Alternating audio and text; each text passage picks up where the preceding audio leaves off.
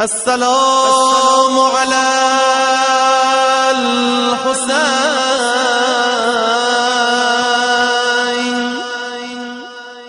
وعلى علي بن الحسين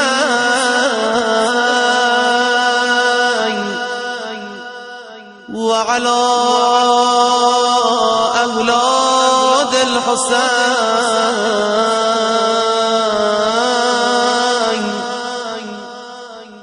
وعلى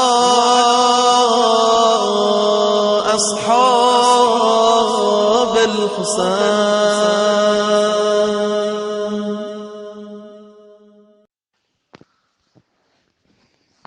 الفاتحة إلى أم البنين. بسم الله الرحمن الرحيم. الحمد لله رب العالمين الرحمن الرحيم مالك يوم الدين إياك نعبد وإياك نستعين اهدنا الصراط المستقيم صراط الذين أنعمت عليهم غير المغضوب عليهم ولا الضالين. بسم الله الرحمن الرحيم. والله أحد الله الصمد لم يلد ولم يولد ولم يكن له كفوا أحد. اللهم صل على محمد وعلى بسم الله الرحمن الرحيم. الحمد لله رب العالمين وبه نستعين وصلى الله على سيدنا محمد وخاتم الطاهرين وعلى الله عليهم أجمعين. Avant de commencer, je voudrais parler rapidement du respect de Sharia Hosseini, le respect des rituels hosseinites. Très souvent, malheureusement, on ne prend pas en compte le fait que c'est des moments sacrés. Et par exemple, Allah subhanahu wa ta'ala, il dit celui qui respecte les injonctions sacrées d'Allah, ça fait partie de la piété des cœurs. Yuadim Sha'ir Allah, ça fait partie de la piété des cœurs. Dans le verset coranique, ça concerne Safa ou Al-Marwa, par exemple, ou le Hajj ou Arafat. Bien entendu, les rituels hosseinites, ça fait partie aussi des injonctions sacrées d'Allah. Donc normalement, de la même manière que dans Safa ou Al-Marwa, on est en train d'adorer Allah Azza wa Jal, normalement, quand on est dans le rituel hosseinite, il y a des formes de respect que normalement on doit... par exemple, il y a des gens, des fois, ils touchent à leur téléphone pendant qu'on est en train de faire le discours ou autre chose, ou le haza, etc. Alors qu'on sait très bien que dans les majlis de l'imam Hossein, il y a les imams au-dessus de nous, l'imam Mehdi, Ajalot al-Fajr, Fatima al-Zahra. Donc normalement, on devrait être dans une attitude de respect énormément. Voilà, donc en fin de compte... par exemple, quand le récitant il récite le haza, on devrait baisser nos têtes. Des fois, il y a des gens qui regardent comme ça. Il y a toute une attitude sacrée qu'on devrait avoir dans ces moments-là, en vérité, de la même manière que dans la prière, etc. Sallallahu alayhi wa abdillah, sallallahu alayhi wa abdillah, sallallahu alayhi wa abdillah, wa anallah ghatilik. Ya rahmatullah il-wasi'a, ya bab al-najat al-ummah. سيدي يا حسين يا ليتنا كنا معكم فنفوز فوز العظيم. قال الله العظيم في الكتاب الحكيم بعد أعوذ بالله السميع العليم من الشيطان الرجيم ولا هنا أنا للكرة أمنوا التقوى لفتحنا عليهم بركة من السماء والأرض ولكن كذبوا فأغناهم بما كانوا يكسبون. صدق الله العظيم. Allah Azza wa Jalla dans Surat Al-Araf, le verset 96. Rapidement, on ne va pas parler de ça, mais Surat Al-Araf, sur l'Araf, il y a les Ahlul Bayt, salam. C'est un endroit qui est entre le paradis et l'enfer, dans un endroit. Et il y a aussi les gens qui sont dans l'attente du jugement divin. Et les imams, ils sont là pour témoigner et dire si la personne va aller au paradis ou en enfer. Par exemple, on a un hadith de l'imam Sadiq alayhi salam qui dit que Warshi, il fait partie des gens qui ont mélangé les bonnes actions avec les mauvaises. Enfin, au départ, les mauvaises actions, puisqu'il a tué Hamza, Sayyid al-Shuhada, les seigneurs des martyrs. Et dans un autre côté, il a tué Moussalim al-Kaddab. Et l'imam Sadiq alayhi salam, il qualifie de gens qui ont mélangé les bonnes actions avec les mauvaises. Parce que Moussalim al-Kaddab, un grand opposant au prophète, ça a été important, c'est lui qui l'a tué, puisque par la suite, Warsha, il s'est converti, il a tué Moussalima. Et donc l'imam Sadiq alayhi salam, il dit qu'il a mélangé les bonnes actions aux mauvaises. Et donc lui, il est dans l'Araf, ils vont attendre le jugement. Et les Ahlul Bayt, salam, comme c'est eux les témoins, ils vont et en fait, ils vont juger. Donc, El Araf, ça fait référence à ça. Les gens d'El Araf, c'est les Ahlul Bayt, notamment dans le hadith de Al-Kafi. Donc, dans Surat El Araf, le verset 96, il est dit: si les habitants des cités avaient cru et avaient été pieux, nous leur aurons certainement accordé des bénédictions du ciel et de la terre. Mais ils ont démenti, nous avons donc saisi pour ceux qu'ils avaient acquis. Nous, ce qui nous intéresse, c'est la première partie. Si les habitants des cités avaient cru, avaient été pieux, nous leur aurons certainement accordé des bénédictions du ciel et de la terre. Puisque notre sujet, ça va être le sujet des maladies par rapport aux Ziyarat Ashura, et notamment les Ziyarat de l'Imam Hussein, et notamment actuellement avec le Corona. Indépendamment qu'il soit vrai, qu'il soit faux, on n'est pas en train de rentrer de ça, on est en train de voir le lien entre nos actes de piété et éventuellement notre protection. Il y a un point très important en arabe, c'est-à-dire dans ce verset, on parle des Al-Qura. Quand on parle de la ville dans le... Alors que Qura, en vérité, c'est un groupement d'habitations, mais il y a un autre terme en arabe qui parle de l'Médine. Allah subhanahu wa ta'ala, quand il parle des choses négatives, vous pouvez bien vérifier dans le Coran, quand il parle des gens d'une cité négative, c'est toujours Al-Qura ou bien c'est dérivé. Et quand il parle d'une cité vertueuse, c'est le Médina. Regardez par exemple le philosophe Farabi, par exemple, il a appelé El Medina Tel Fadila. Il n'aura pas appelé Qura Fadila, parce que dans le Coran, Qura c'est toujours négatif. Vous cherchez, à chaque fois que vous allez tomber sur un verset, vous trouvez Qura ou bien c'est dérivé, c'est toujours quelque chose de négatif. Et quand on tombe de Médina, c'est quelque chose de positif. Donc là, c'est des gens qui sont injustes, ou bien qui ont oublié Allah Azzawajal. Et donc s'ils avaient cru, là c'est Taqwa. Taqwa, c'est plus bas que le wara. Taqwa, c'est quelqu'un qui s'éloigne des grands péchés. Et le wara, c'est quelqu'un qui respecte tout. C'est-à-dire même les choses déconseillées, il ne va pas les faire. Et taqwa, par exemple, c'est ce qui est demandé pour celui qui va diriger la prière. On demande qu'il ne fasse pas des grands péchés. Il peut diriger la prière, cette personne-là. Bien entendu, le taqwa, il va avec le wilaya des Ahlul Bayt. Alayhi salam. Si quelqu'un n'a pas le wilaya, il ne peut pas espérer, par exemple, dans ce verset, les bénédictions du ciel et de la terre. Et en fait, c'est pour vous dire que normalement, si on voit, et je vais venir dans une histoire dans le livre Manifestation de la Ziyarat Ashura, et je vais vous parler de l'auteur du livre, etc., on va voir que les relamas à l'époque, quand ils ont des problèmes de santé, il y a eu des problèmes plus importants que le corona, qui font plus de morts. C'est connu, je veux dire là, la maladie, je crois que c'était la lèpre, on va voir dans le livre. Et ils ont pris des mesures spirituelles. Bien entendu, la mesure matérielle est importante, puisqu'on dit qu'il y a le recueil au début, il y a la spiritualité, après le remède, on peut prendre avec les plantes, et en dernier recours, peut prendre des choses chimiques. Ça fait partie d'une science, en vérité, on ne peut pas rejeter ça. Si on prend les bons médicaments, c'est positif. Mais là, actuellement, avec la crise de Corona, on a tout oublié de ça. On voit dans les Irak que finalement, l'imam Hossein, salam, sa terre, elle est purifiée, qu'il y a une shifa, il y a une remède dans les imams. On a vu que les autorités religieuses, ils ont fermé les tombeaux. En Irak, ils ont réouvert un peu, mais maintenant, actuellement, en Iran, à Mashhad, Muqaddasa, on trouve une vitre, comme chez les, subhanallah, comme chez les salafistes. Ils ont fait une vitre et de loin, on peut voir le maqam. C'est tout, pas plus que ça. On ne peut pas toucher le tombeau. Maintenant, en Irak, ils ont pu. Bon, il y a des mesures, etc., de protection. Et quand on ferme le moyen de guérison qui est les imams, c'est très très grave. Et on voit finalement que les autorités du monde entier, ils ont tous adopté le plan mondialiste.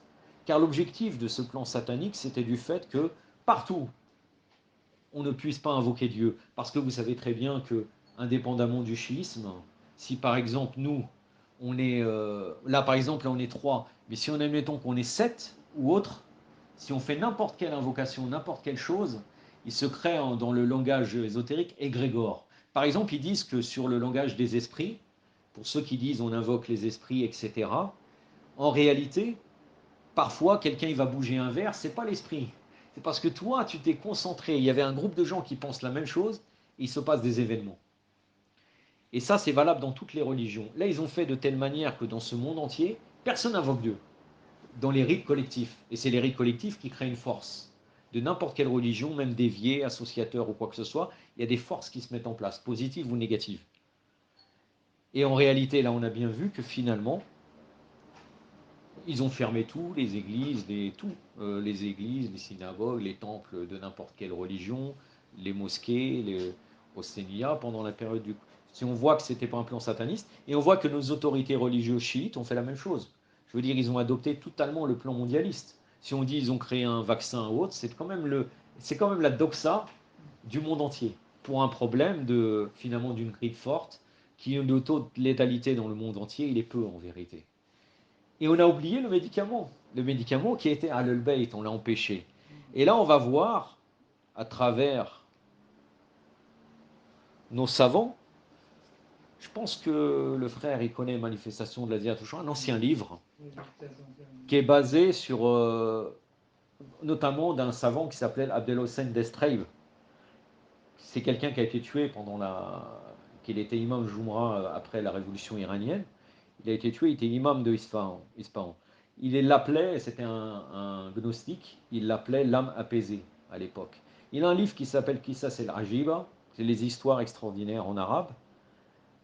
Et dans ces récits-là de Ziyarat al-Shura, donc il parle des choses extraordinaires, mais c'est quelqu'un surtout surtout dans la gnose pratique. Moi personnellement, j'ai vu moins de déviations de lui par rapport à Berget. Berget, par exemple, il croit à Ibn Arabi, il y a déjà des gens qui ont posé des questions, et on a vu qu'il répond sur le sujet de Ibn Arabi, chose qui pose problème en réalité. Et, euh, et donc en fait, la qualité de Abdel Hossein Destreib, c'est qu'il a écrit un livre, il a écrit ce livre-là, après ça c'est le Rajiba, c'est pas ce livre-là, mais c'est basé sur ça. Il a un livre très connu qui s'appelle Qalb Salim, qui veut dire, on peut dire en français le cœur saint, mais on pourrait dire le cœur pur, c'est sur les maladies. Mais le premier volume, c'est Dunub el-Kebira, il est très connu dans l'éthique.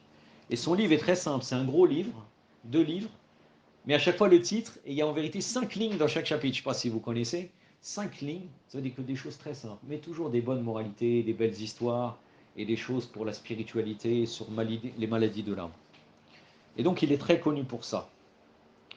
Là, je vais relater, peut-être un autre jour, on pourra lire après le hadith du Ziyarat Ashura. Vous savez très bien que Ziyarat Ashura, on dit qu'il vient de Minna Hayya Muqaddasa. Si on veut traduire dans un sens traditionnaliste, on peut dire centre spirituel. Par exemple, René Guénon, il a traité ça dans Le Roi du Monde, le centre spirituel. Et, euh, et en fait, ça veut dire que ça vient directement de l'imam, directement d'Allah Azzawajal. En vérité, on dit même que c'est Hadith al-Qudsi, Ziyarat Ashura. Et en vérité, c'est un miracle divin. Et donc là, dans ce livre, on parle de chaque fois des gens qui ont réglé leurs problèmes avec le Ziyarat Ashura. Dans le premier récit, vous allez voir que c'était une maladie générale et qu'en vérité, normalement, les autorités, dont les maqam de Ahlul Bayt, moi je suis personne, mais la solution c'était de faire quoi? C'était en vérité de dire aux gens, vous, peut-être on ferme les cités, c'est connu même à l'époque du prophète, il disait quand il vous avez trouvé une maladie, vous fermez tout, peut-être juste les marchandises y rentrent. Mais en soi, vous créez, par exemple, il leur dit chaque jour à telle heure, à ce moment-là, vous faites Ziyarat Ashura, par exemple. Pour Nargis, par exemple, alayhi salam ou quelque chose comme ça, on se regroupe tous en maqam, peut-être en respectant les distances. Et pendant 40 jours, on fait Ziyarat. Certes, il y aurait eu des remèdes, mais malheureusement, ils n'ont pas pensé à ça, alors que nos savants anciens, ils l'ont dit. Donc, défunt Ayatollah Hajj Abdelkaïm Eri Yazdi, c'est le fondateur de la Hawza de Qom. Il a son tombeau juste en face du tombeau de Fatima Marsoum. Je l'ai vu, c'est une petite tombe.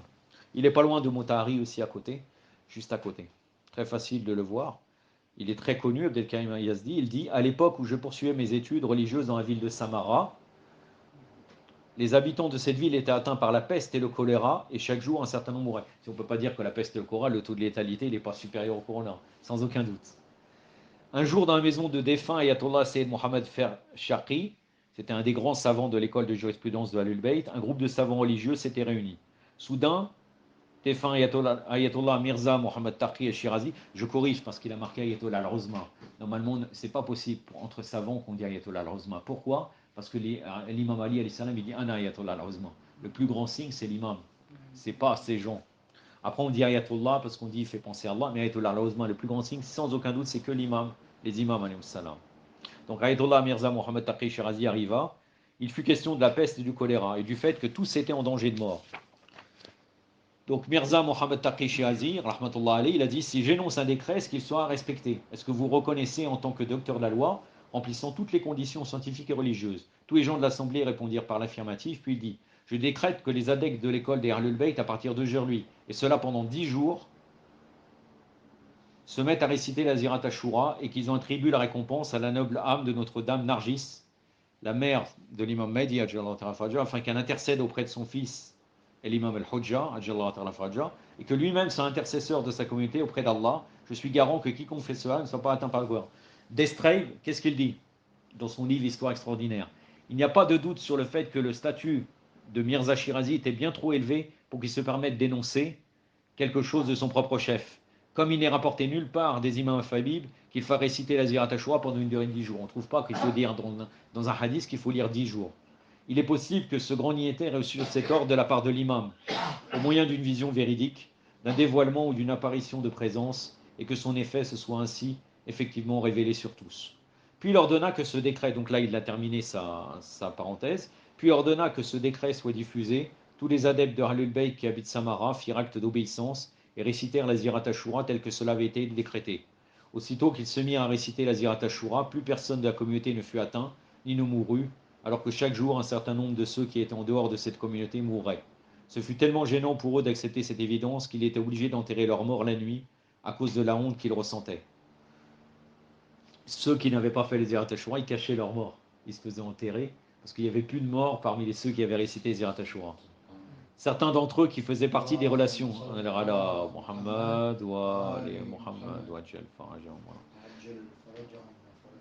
Certains d'entre eux qui faisaient partie des relations et des connaissances des adeptes de Ahlul Bayt leur demandèrent pourquoi parmi eux plus personne n'était atteint par l'épidémie.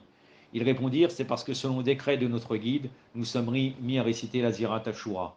Alors eux aussi se mirent en relation de demande d'aide et de recours constante avec Ahlul Bayt et à réciter la Zirat Ashura jusqu'à ce que parmi eux l'épidémie cesse. C'est-à-dire qu'on voit que l'imam, il est la miséricorde pour tout le monde, même les non-chiites récitaient et eux aussi leur épidémie cesse. Comme ça peut-être eux-mêmes ils vont se convertir. Ils ont été soignés grâce à Zirat Ashura, c'est sûr. Certains d'entre eux venaient même en visite au tombeau de Imam el-Hadi et de l'imam Hassan Askari, salawatullah alayhima, ils disaient je vous salue comme vous saluez les chiites, c'est-à-dire en vous reconnaissant comme wali. Ils allaient voir, subhanallah, en vous reconnaissant comme wali d'Allah, imam Fayyib et prof d'Allah, c'est-à-dire ils ont cru. Et ainsi, ceux qui n'appartenaient pas à la communauté de Ahlul Bayt furent aussi délivrés de cette épreuve. اللهم كن لوليك الحجة ابن الحسن صلواتك عليه ورباه في هذه الساعة وفي كل ساعة وليا ورافدا وقائدا وناصرا ودليلا وعينا حتى تسكنه وعدكته وتمتعه فيها طويلا برحمتك يا ارحم الراحمين. اللهم يا رب الحسين بالحق الحسين اشفي صدر الحسين بدوح الحجة أكتفي بهذا القدر وصلى الله سيدنا محمد وأتقى والطاهرين سبحان ربي رب العزة عما يصفون والسلام على المرسلين والحمد لله رب العالمين. اللهم